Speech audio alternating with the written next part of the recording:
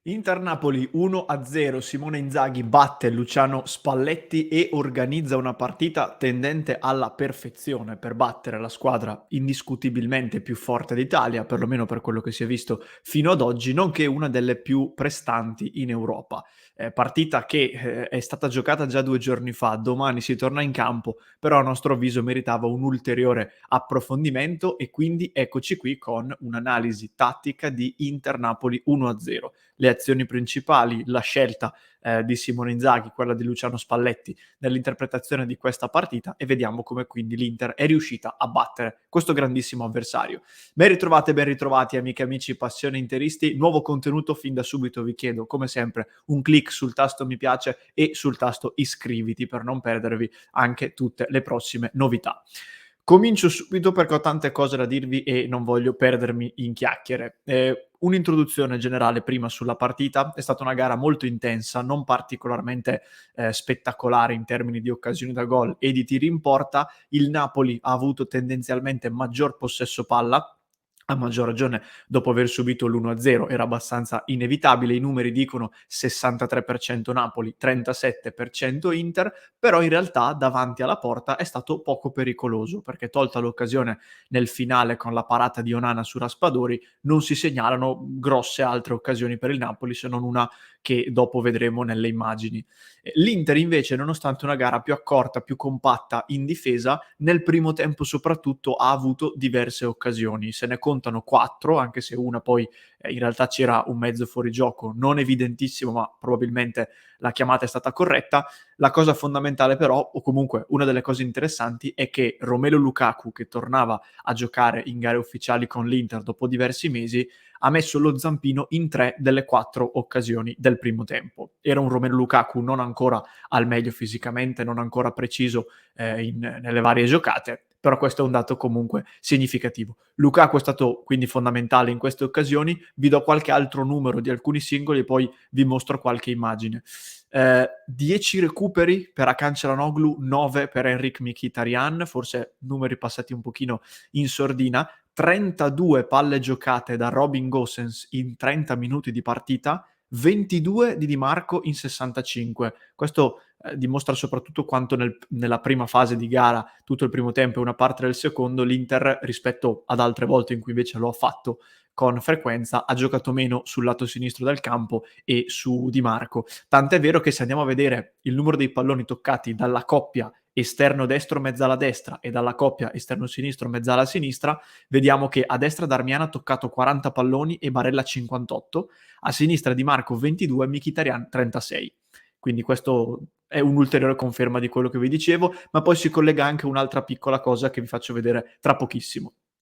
I 2 attaccanti, 19 palle giocate per Osimhen, tra i 22 titolari solo Lukaku ha fatto peggio con 18. Però Lukaku, come vi dicevo un attimo fa, ha toccato palloni più decisivi, potremmo dire, perché di fatto ha generato 3 potenziali occasioni da gol. Veniamo all'analisi e vi condivido, finalmente qualche immagine con una specie di presentazione che, abbiamo creato con l'aiuto anche del nostro Lorenzo che ringrazio per questo, super lavoro che abbiamo svolto. Qualche immagine con qualche highlight della partita, diciamo così, con qualche analisi che voglio proporvi. Anzi, innanzitutto vi faccio vedere prima un'altra cosa molto veloce, poi andiamo alle immagini, e cioè, un tipo di soluzione per la costruzione dal basso dell'Inter che si è vista nella partita contro il Napoli fin dai primi secondi. Se voi andate a rivedervi la partita, nei primi 20 secondi già si vede questo tipo di dinamica ed è una dinamica interessante anche per un possibile sviluppo futuro dell'Inter. Ve la mostro dalla nostra lavagna tattica che chi ci segue durante le partite avrà già sicuramente imparato a conoscere.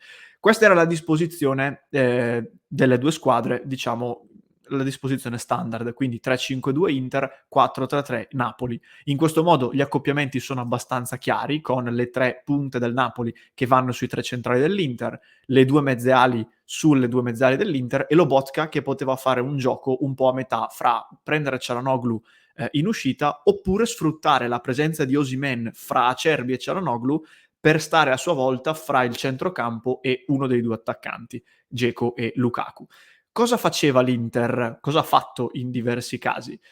Vi mostro con l'animazione Quando Onana scaricava sulla destra o sulla sinistra, nel caso specifico sulla destra per Skriniar, vedete che Acerbi saliva molto e si metteva in linea, vediamo se riesco a stoppare col tempo giusto, più o meno ci siamo, si metteva in linea con Çalhanoğlu, andando a formare una sorta di mediana a 2, dove però uno dei 2 mediani era appunto il centrale. In questo modo cosa succedeva? Sulla destra dell'Inter, quindi il lato palla dove c'era Skriniar, Barella aveva una posizione molto importante perché in base a dove si posizionava, più interno o più esterno, condizionava il movimento di Kvaratskhelia, che doveva fare qualche passo indietro, lo vedete qui con il 77, per contenere sia Darmian che Barella. Spesso il Napoli, per andare a pressare Skriniar, faceva salire Zielinski, che è il 20 in questo caso, e da questo tipo di sviluppo, ora non ho creato tutta l'animazione fino in fondo, si può generare tra le varie cose anche la palla diretta sulle punte, perché se tu poi con l'esterno sali molto e Barella lo tendi ad allargare e quindi liberi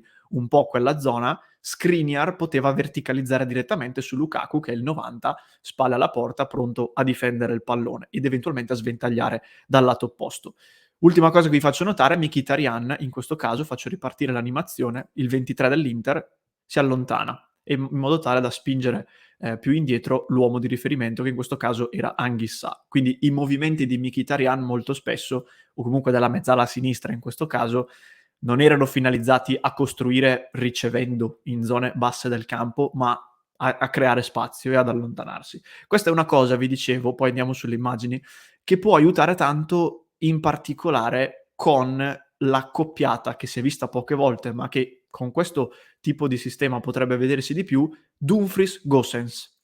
Perché in questo caso molto spesso poi gli esterni tendono ad alzarsi molto quando si sposta il centrale di fianco al mediano e quindi di fatto non ti serve più in maniera così importante il regista laterale, diciamo, chiamiamolo così, quale è Di Marco. Quindi quando metti in campo Dumfries e Gosens, questo può essere un modo per riuscire ad impostare da dietro senza usufruire necessariamente della qualità dei piedi di uno dei tuoi due esterni, perché sappiamo bene che con Dumfries e Gosens si farebbe molta più fatica rispetto che con Di Marco.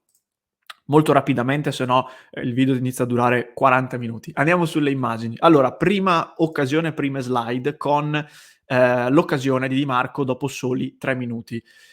Nella live preview delle ore 12, che facciamo alle ore 12 di ogni giorno in cui ci sono dei big match nel pomeriggio o nella sera, avevamo individuato 3 punti con Lorenzo attraverso cui l'Inter poteva riuscire a battere il Napoli. Il primo era banalmente la difesa, quindi riuscire a ottenere maggiore concentrazione anche con degli spunti nell'impostazione della difesa simili a quelli visti contro il Sassuolo e contro il Barcellona, quindi baricentro più basso, compattezza ed eventualmente ripartenze, con il possesso palla lasciato agli avversari. Ecco, questo poteva essere un modo per affrontare questo Napoli. In più, in aggiunta, ricreare quella che nel gergo tecnico, oddio non tecnico, nel gergo viene definita una gabbia, nel lato destro del campo dell'Inter e quindi il sinistro del Napoli, dove agivano i giocatori più pericolosi, in particolare Zielinski, ma soprattutto Kvaratskhelia.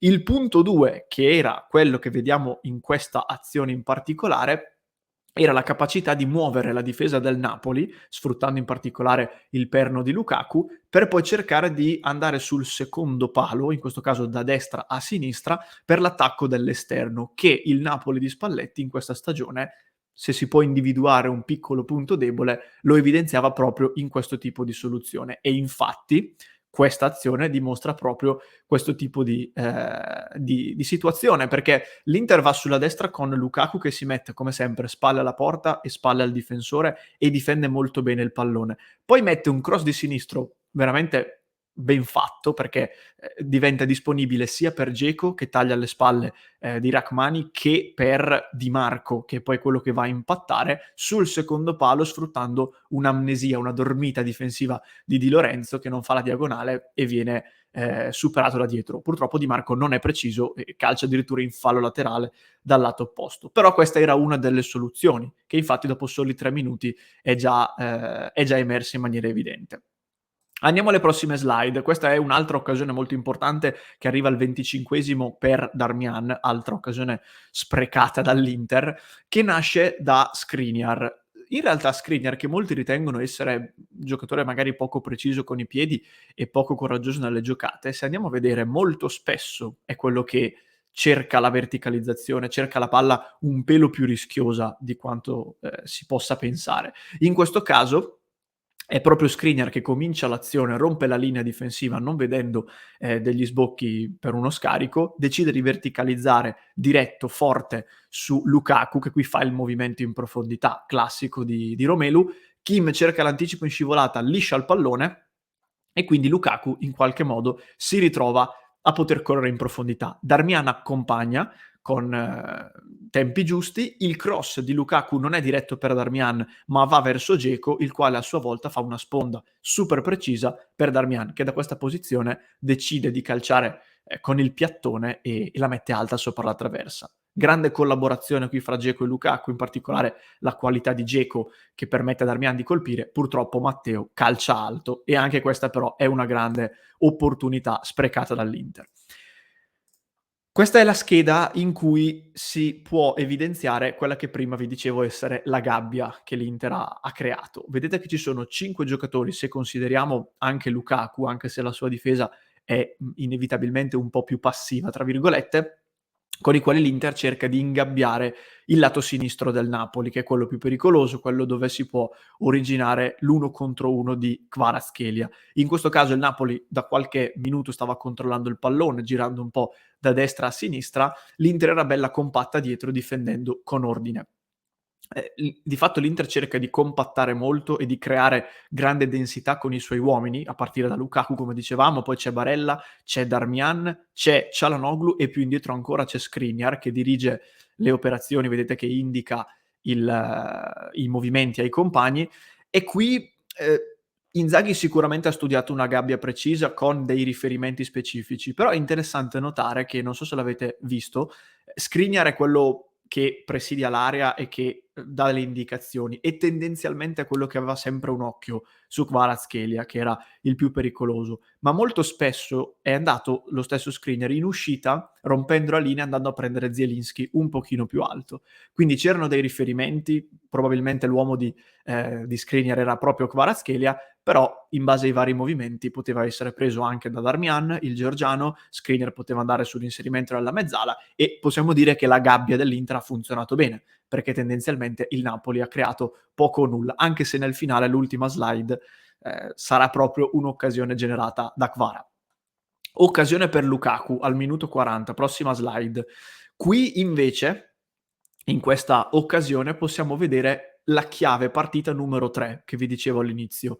Oddio, forse alla fine non ve l'ho detta perché sono andato subito sulla sulla scheda relativa alla 2. Comunque la terza chiave che avevamo individuato nella live preview era il recupero palla alto in alcune situazioni con una verticalizzazione immediata, sfruttando proprio la presenza di Lukaku. In questa azione, infatti, al minuto 40 Bastoni recupera palla tra virgolette alto, diciamo così, comunque ha un recupero attivo e va a cercare Barella che come vedete era qui tra le linee pronto a ricevere. Barella fa una giocata spettacolare. Spettacolare perché gli arriva la palla da diciamo da dietro da Bastoni, lui di prima con il tacco sinistro la aggiusta, diciamo così, per rilanciare la verticale su Lukaku. Questa è una giocata clamorosa nel pensiero, ma anche nell'esecuzione, perché un tacco di prima col piede non tuo che diventa un filtrante perfetto per l'attaccante non è roba da tutti. Quindi questa ulteriore conferma della gran partita di Barella. Lukaku arriva in corsa, andando a sfruttare il filtrante di Barella, calcia con il destro, qui probabilmente Meret la tocca, l'arbitro alla fine non darà il calcio d'angolo, in ogni caso la palla finisce alta. Quando Lukaku starà bene, sarà al 100% della forma fisica, è legittimo pensare che si vedranno tante occasioni così con un gol, magari suo, magari di un compagno che arriva a rimorchio, però è proprio la situazione in cui Lukaku può fare maggiormente la differenza.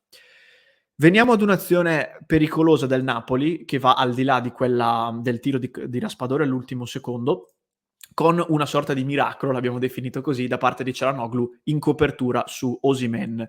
Ehm, Questa è una piccola sbavatura difensiva dell'Inter. Perché? Perché come spesso è accaduto in tante partite precedenti, l'azione del Napoli nasce da un calcio d'angolo dell'Inter. E questa è una roba che a me fa veramente impazzire, perché dagli sviluppi di un calcio d'angolo, per esempio abbiamo preso il primo gol contro la Juventus in Juve Inter e qui abbiamo rischiato.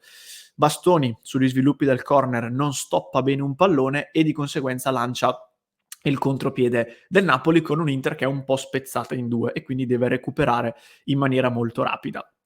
Ad inizio novembre, per chi si ricorda, se no lo potete recuperare sui nostri canali, avevamo fatto un contenuto in cui analizzavamo tutti i gol incassati dall'Inter, cercando di capire quali fossero le tendenze più frequenti negli errori della squadra, e infatti molto spesso era emerso che l'Inter subiva delle ripartenze estremamente pericolose da dei calci d'angolo a favore, perché portava troppi uomini in avanti, perché forse non sfruttava bene poi quelli che vengono chiamati falli tattici, come nel caso di Barella su Kostic in Juve-Inter. E questo è un altro di questi casi dove da un calcio d'angolo comincia una ripartenza.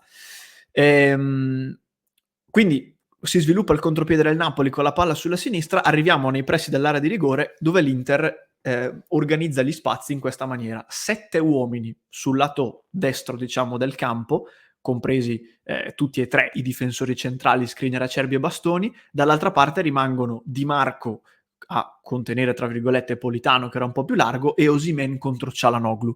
Qui Çalhanoğlu con un po' di mestiere, perché non è un difensore, quindi è normale che non sia magari abituato a queste situazioni, si frappone fra Osimhen e Onana, fra Osimhen e il pallone meglio, fa un po' di ostruzione fin quando Onana non si ritrova il pallone tra le mani e lo blocca. Abbiamo rischiato molto, perché qui rischi di prendere gol, perché Osimhen è un attaccante fortissimo, rischi che Çalhanoğlu magari faccia un movimento sbagliato e causi un calcio di rigore, perché non è un difensore, e soprattutto vedere questi 7 uomini tutti accumulati lì, compresi i 3 centrali, lasciando poi Osimhen in area da solo contro Çalhanoğlu, è stato veramente un grande rischio. Quindi occhio, perché anche nelle partite in cui l'Inter difensivamente sembra più compatta, a volte emergono anche questi spunti che rischiano di farti perdere la partita, o comunque di farti prendere gol per un singolo errore. Veniamo all'azione più bella forse della partita, il gol di Edin Dzeko. Qui invece è il Napoli che fa un errore secondo me inaccettabile, perché l'azione comincia da una rimessa laterale per l'Inter a una decina di metri dalla linea di metà campo. L'Inter e il Napoli fanno densità sul lato della rimessa, la palla però va a Mkhitaryan, che è molto bravo con questo movimento ad allargarsi, superando Anghissà e facendo partire con un mancino un lancio perfetto per Di Marco, che era già lì pronto per ricevere un pallone di questo tipo contro Di Lorenzo sul lato sinistro. Arriva in zona cross e l'Inter accompagna molto bene, perché arrivano in area i due attaccanti, Dzeko e Lukaku, marcati contemporaneamente dai due centrali del Napoli, Rachmani e Kim, e poi alle spalle dell'uomo sul secondo palo arriva anche Barella a fare una sorta di movimento alla Dumfries, potremmo dire. Gli attaccanti si spartiscono bene l'area piccola e poi qui c'è il maestro Edin Dzeko che con un movimento, lo dico anche qui, l'ho detto anche in diretta, alla Mauro Icardi, perché così ne ha fatti tanti Maurito di gol in questo modo, finge di attaccare il primo palo, Rachmani forse un po' ingenuo si fa fregare a bocca alla finta fino in fondo, quando Dzeko vede che Rachmani si muove sul primo, lo attacca sul secondo palo, Di Marco poi è una sentenza quando fa partire questi cross e Dzeko non può far altro che trovare la rete. Alle sue spalle 1-2, i numeri che vedete qui, sono Lukaku e Barella, che erano poco dietro, pronti a colpire anche loro. È evidente che sfruttando dei cross che dalla sinistra in particolare arrivano sempre perfetti, è più facile concludere queste azioni. Però Dzeko è stato veramente straordinario in un movimento da bomber vero. Ultima scheda e poi andiamo in chiusura. Un'altra piccola sbavatura difensiva al minuto 61 con un'azione che comincia, forse l'unica azione in cui Kvaratskhelia ha creato un po' di scompiglio e poi ha calciato verso la porta non trovando la rete. Però è un'altra situazione in cui bisogna riflettere sul modo con cui si è reagito alla situazione. Dicevo, l'azione nasce da una giocata personale di Kvara che inevitabilmente quando riceve punta nell'1 contro 1 e fa un paio di doppi passi e un paio di finte, è inevitabile che attiri l'attenzione della difesa, perché comunque si sa che è l'uomo più pericoloso e quindi, come vedete, praticamente tutta l'Inter in quella zona è pronta a contrastarlo. Viene quasi triplicato in questa situazione, nonostante lui si intestardisca un po' troppo nella giocata, e viene triplicato da Çalhanoğlu, da Skriniar e da Acerbi. e ci può anche stare, perché come dicevamo è l'uomo più pericoloso, è quello che può creare i maggiori pericoli. Il problema è che poi in area si genera questo tipo di situazione, dove Di Marco è praticamente sulla linea di porta, alle spalle di Onana. Bastoni sta seguendo Di Lorenzo e Politano arriva in appoggio, peraltro essendo mancino, arriva nella posizione, nella situazione ideale per ricevere un cross basso di Kvara e di colpire di prima verso la porta di Onana. Qui abbiamo Mkhitaryan che è un po' nella terra di nessuno, è un po' rimasto lì in mezzo, non è né in marcatura su Kvara né in area pronto a rimpallare un eventuale cross. E Dzeko che poco dietro di lui si trova con Politano alla destra che gli arriva in corsa, ma rimane un po' impalato e anche lui risulta poco utile nell'azione difensiva. La nostra fortuna in questo caso è stata che Kvaratskhelia, invece che alzare la testa e vedere in mezzo i compagni, ha calciato proprio da questa posizione che vedete e era difficilissimo fare gol, tant'è che ha preso l'esterno della rete. Però anche qui una piccola sbavatura che ti può creare un problema e può farti perdere, diciamo, non dico perdere la partita, però quantomeno te la può rovinare, perché se qui Kvara alza la testa e fa partire il cross basso per Politano, o riescono Skriniar e Acerbi a metterci il piedino e a rimpallare, altrimenti 9 volte su 10 fanno gol. E questo è un'altra gestione degli spazi non precisa e ecco, un'altra cosa da sistemare, diciamo così. Stavolta ci è andata bene, altre volte in passato ci è andata male. Attenzione, attenzione perché basta veramente pochissimo. Questa era la nostra analisi con le immagini, con gli highlights, diciamo così, della partita. Ringrazio ancora una volta il nostro Lorenzo per il lavorone che ha fatto. Magari per i big match, soprattutto per i big match, cercheremo di portarvele più spesso e come vi dico sempre, lasciateci un mi piace al contenuto e anche un commento per farci sapere se questi contenuti vi piacciono, se vorreste vederne di più oppure no. Vi ringrazio per l'attenzione, per averci seguito fino in fondo. Vi ricordo anche il club di Passione Inter, www.passioneinter.club, se volete sostenere il nostro progetto ed entrare a far parte della nostra community. Infine, per chi ci segue in podcast, lo lascio nei commenti, mentre se mi segui su YouTube, qui alla mia destra ti lascio un contenuto in cui proviamo a spiegarvi perché, dopo questa vittoria, Inzaghi potrebbe credere ancora nello scudetto.